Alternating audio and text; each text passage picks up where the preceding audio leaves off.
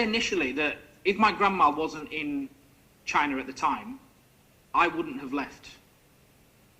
I only left because she was here and I had to assist her getting back to the UK, because when she comes, she's got all these conditions and she's disabled. So when she travels here, she travels with assistance from point A to point B. For Kharn Lambert, a British gym teacher who's lived in China for 6 years, January 2020 will be a month he'll never forget. Lambert found himself in a grim situation after news started to spread about a virus that would then lead to the unprecedented lockdown of Wuhan. My grandma was visiting at the time, and it was her birthday on the 18th, which was the Saturday. And I remember that message very, very vividly, because she also said that you might want to think about trying to get your grandma back to England as soon as possible, because she knew that my grandma suffers with COPD and underlying health issues. And at that time, when she started explaining to me, it was killing elderly, it was killing people with underlying health issues. But getting his grandmother out of Wuhan wasn't the only challenge Lambert faced, as it was also a race against time.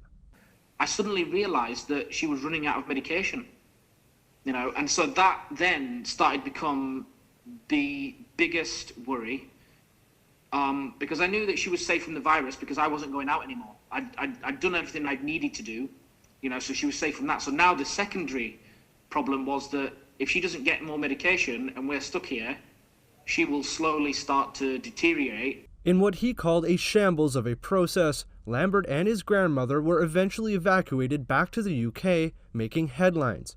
But recently, the Englishman has found himself once again in the news as he makes his return to Wuhan. Genuinely, I do love my job. Like the headline that the guy put the other day was, British teacher evacuated from Wuhan, goes back because he feels safer. I didn't say that.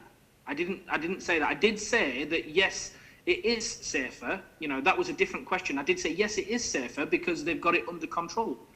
They don't have as many cases, per day. So it is safer. That is the fact of the matter. It is safer. But when he said, why are you returning? I'm returning because I love my job. Clarifying his own story of coming back to what he calls a second home, Lambert still believes that the measures taken in Wuhan were the best course of action. I believe that the way that China has dealt with it is the way to deal with it. They put a city into lockdown, and people respected that. They did that because they thought that this virus was that serious, it could potentially kill, hundreds of thousands of people. Omar Khan, CGTN, Guangzhou.